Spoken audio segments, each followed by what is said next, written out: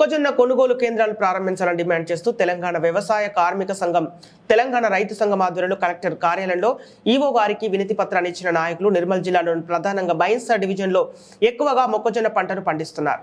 అలాగే నిర్మల్ ఖానాపూర్ ప్రాంతంలో కూడా మొక్కజొన్న పంట బాగానే విస్తరించింది.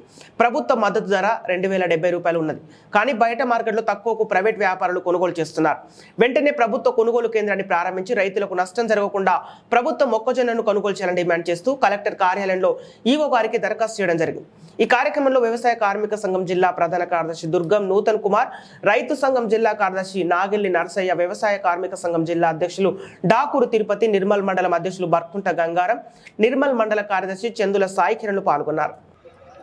ఈ జిల్లాలో బైన్సా డివిజన్లో ఎక్కువగా మొక్కజొన్న పంట పండిస్తున్నారు రైతులు. అలాగే నిర్మల్ ఖానాపూర్ ప్రాంతంలో కూడా మొక్కజొన్న పంటను వేశారు. ఈ ప్రభుత్వం సకాలంలో మొక్కజొన్న కొనుగోలు కేంద్రాలు ప్రారంభించకపోవడం వల్ల ప్రైవేట్ వ్యాపారులకు మొక్కజొన్న విక్రయించి రైతులు నష్టపోతున్నారు.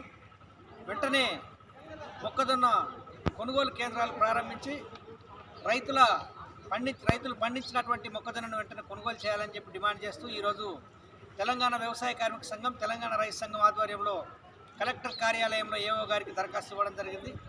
గత సంవత్సరం కూడా ఆలస్యంగా ప్రారంభించారు. ఇప్పుడైనా సరి అయిన టైంకు ప్రారంభించి కొనుగోలు చేయాల్సినటువంటి బాధ్యత ప్రభుత్వానికి ఉంది. వెంటనే మొక్కజొన్న కొనుగోలు కేంద్రాల్ని ప్రారంభించాలని చెప్పి డిమాండ్ చేస్తూ ఉన్నాం.